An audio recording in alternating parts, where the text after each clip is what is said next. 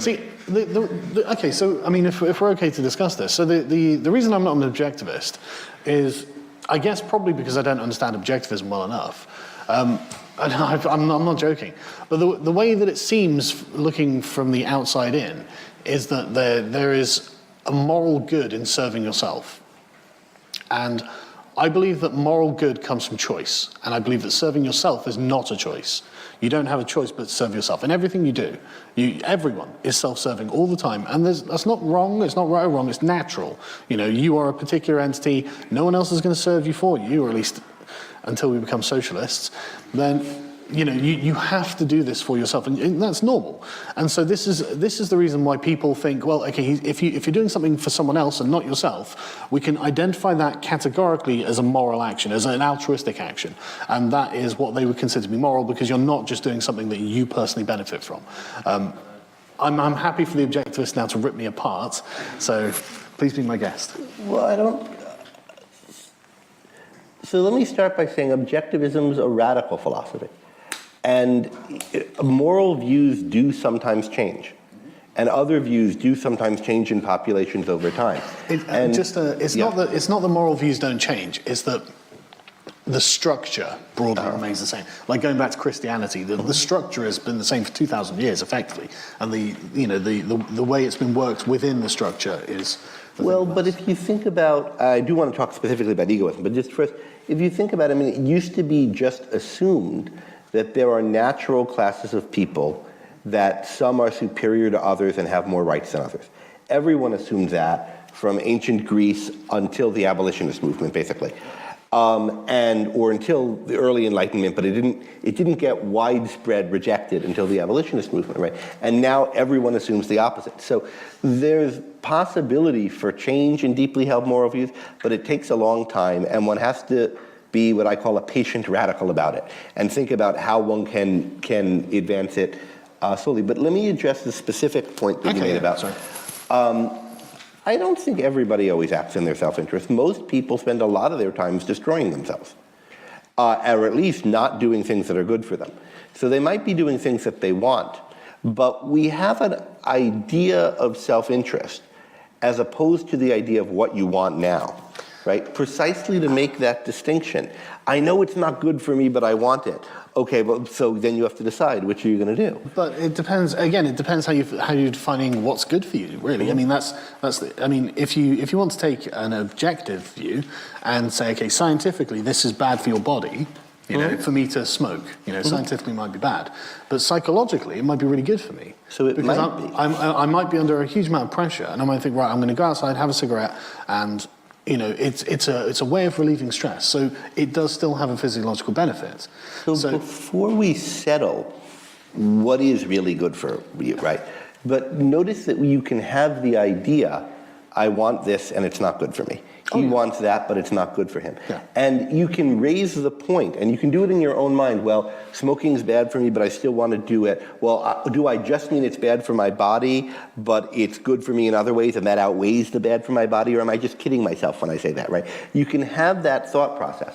And it's not just about what's bad for your body, like you're staying in this relationship good for me. Yeah. It's comfortable to stay in this relationship, but parts of me aren't for good. There's a real question you could have about whether what you want to do is good for you. So it's possible to have an idea of, and I think we do have an idea of, but it's vague and fuzzy for most of us, right? What's good for me on whole, or what my interest is on whole, that's distinct from what I want, so that it's a question of whether what I want is the same thing as is good for me. I'm not sure you can distinguish like someone's passions from their interests. I'm not sure you can distinguish that. For example, you name something, and I can tell you how it benefits you. I don't believe an individual is actually really capable of doing something that is genuinely not in their self-interest and not in the interest of someone else, because it will seem irrational. So the question is, if you have I wanted to get back to choice over there, but the question, if you have an idea of self-interest, right, one of the things that it encompasses is that there are all sorts of different things that might be good for you or bad for you, or good or bad for you now, but there's some need to kind of sum them up and say, there are always trade-offs, right? Of course. And so if I factor everything in that's relevant, is this thing best for me? Or or is it one of these things that although there's something to be said for it, like it feels nice, when I factor everything in, it's on whole not best for me. So if you have the idea that it's sort of a question about whether what someone's motivated to do in a moment is really what's on whole best for them.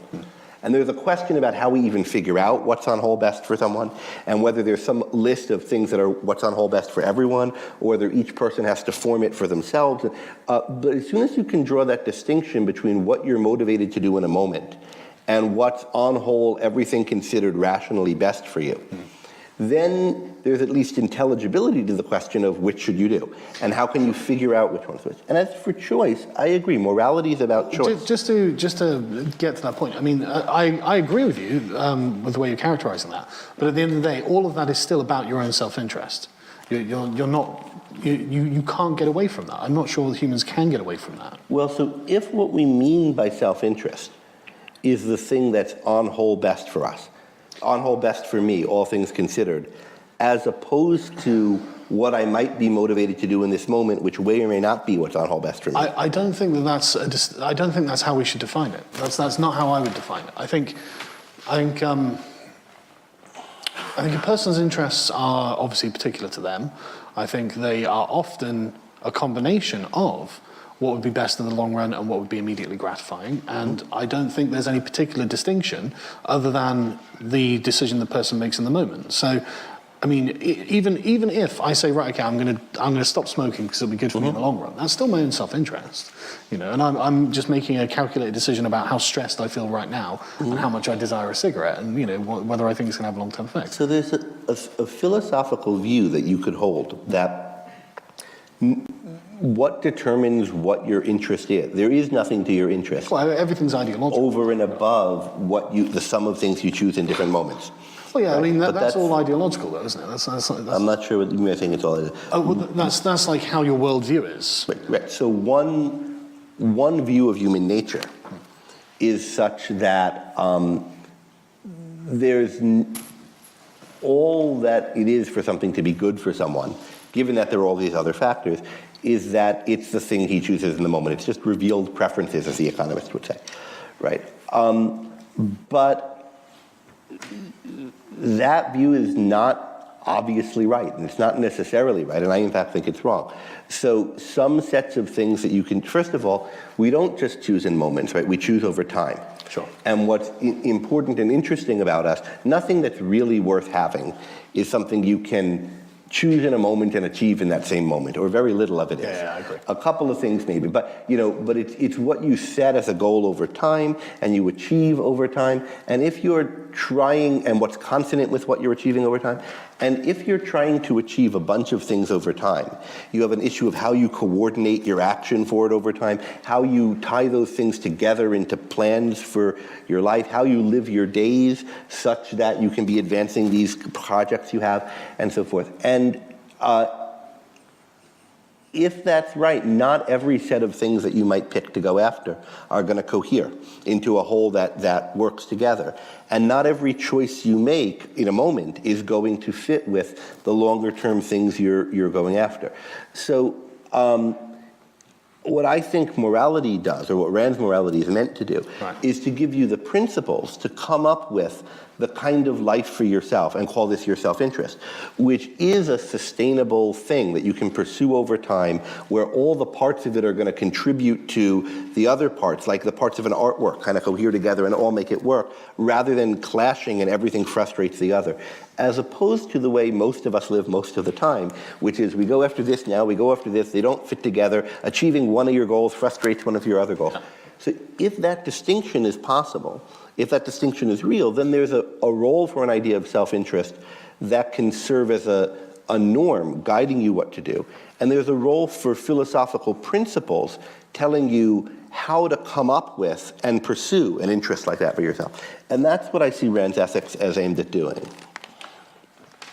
I agree that there definitely can be this. You definitely can define that in that way. That's not illegitimate in my opinion.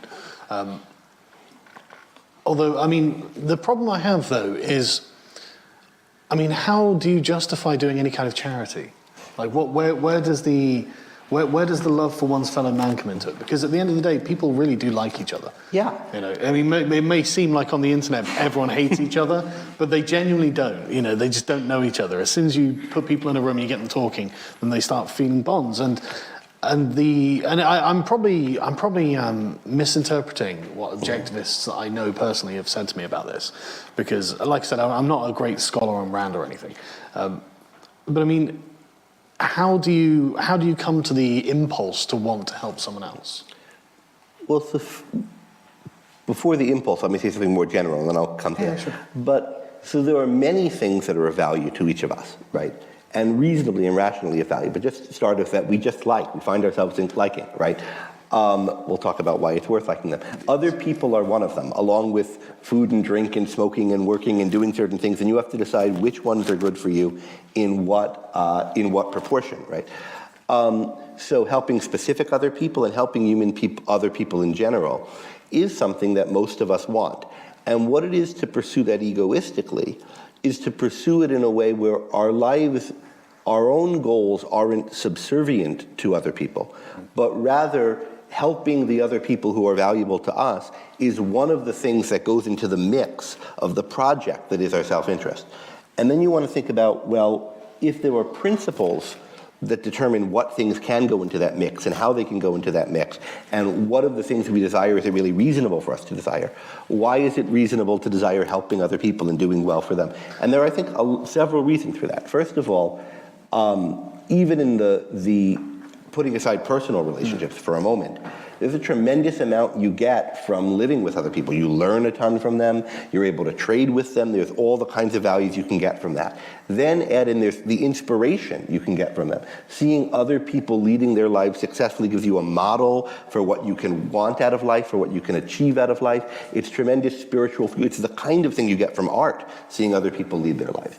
Then there's love relationships and friendships and all that can bring to your life. And so once you bring those things, then it's pretty easy to see why you'd be motivated to help friends, to help people around you, why you'd want to have a society in which other people are doing well so that you can learn from them and flourish. And then if you're someone who's living this way, and if you believe, and this is another premise that I'd need to argue for, but if you believe that there aren't conflicts of interests among people when they are living this way, that your doing well helps me and my doing well helps you so that we're not going to be at loggerheads, then there's no reason not to wish other people well, and a lot of reason to wish them well.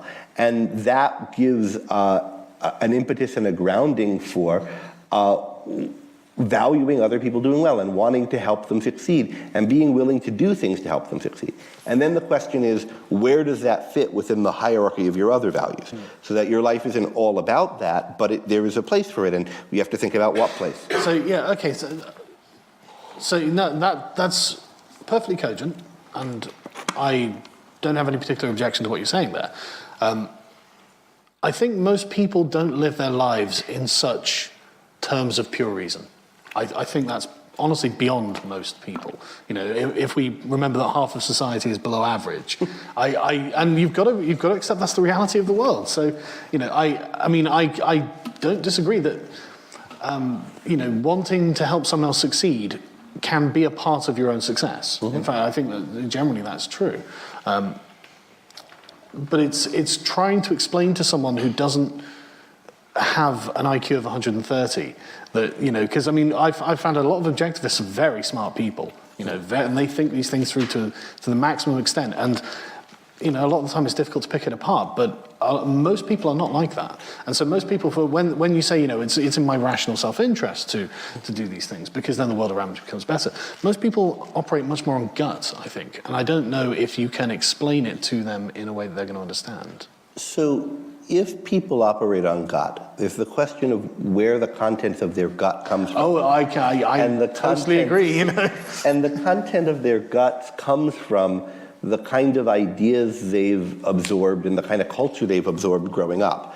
So if someone really can't think these things through at any level, they're probably going to act in the way that it's in their culture to act. And if you had a culture dominated by objectivism, learn those habits of action that are consistent with it. But let me just add, Okay. I think there are simpler and more complicated ways to get points. Yeah. So you're one of these smart people, and you're asking these questions in a kind of complicated way about the nature of self-interest in something. But if somebody was saying, why should I give a crap if this guy drowns or lives, right? There's he's a person like you, and look at this thing he made, and isn't that great? And think of all your friends, he could be one of them. There are kind of simple-minded ways to make the same point. That's a great way of framing it, actually. There's a guy over there drowning. He's a person like you. Mm-hmm. You might have some sort of benefit from him, but there's a distinct risk that I'm going to drown if I go out there and try and save him. Mm-hmm.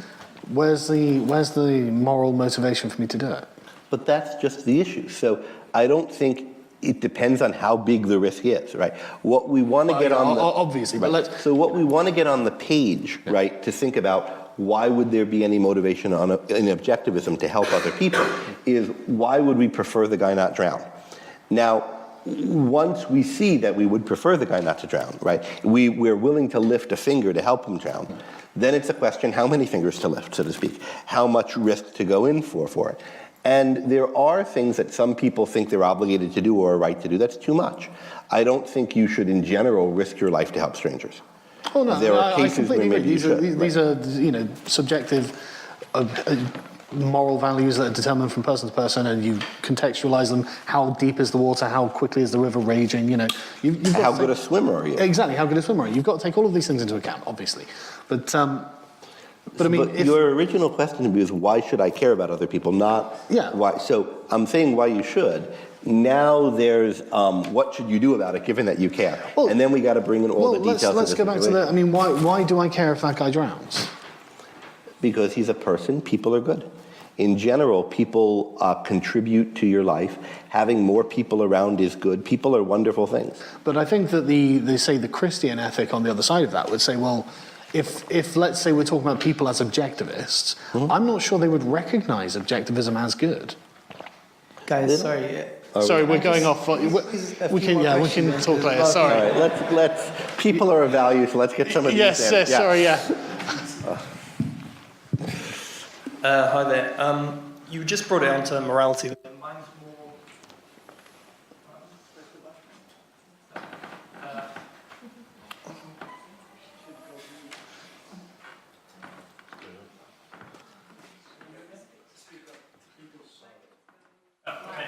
Regardless, you brought it onto morality. My question is bringing it back more to politics. Over the past month or so, I've come to the conclusion, more so, that the left has lost its moral compass completely, and they just act in almost Machiavellian ways, where all they're interested is in winning, and they just use morality as a tactic. What do you think of that? What are your thoughts? That's a very interesting question. Okay, so I think the important thing to do is remember that the left isn't a monolith, although it looks like one because it acts like one, but it's actually not. It's a bunch of people who are, in their rational self-interest, accepting that they're part of a team, and the team effort has become, and it really is down to a conflict of worldviews. The conflict is, and it genuinely is the group more important than the individual? And it's easy to say that, but what I mean by that is, they have, like when Ben Shapiro went on Bill Maher and he was like, you're an always Trumper, and Ben Shapiro's like, no, I'm not, but Bill Maher was like, well, I'm a Democrat, which this is a never Trumper, and he was defining themselves that way. And so once you've got this, now the moral good becomes the team. That's the question. How is our team going to win? And so when you've adopted that as a worldview, you realize, right, okay, now anything's up for grabs. I've already defined myself as moral because I'm part of this team. The team is the moral objective. The victory of the team is the goal. I can do it. It doesn't really matter how I get there. The ends will justify the means.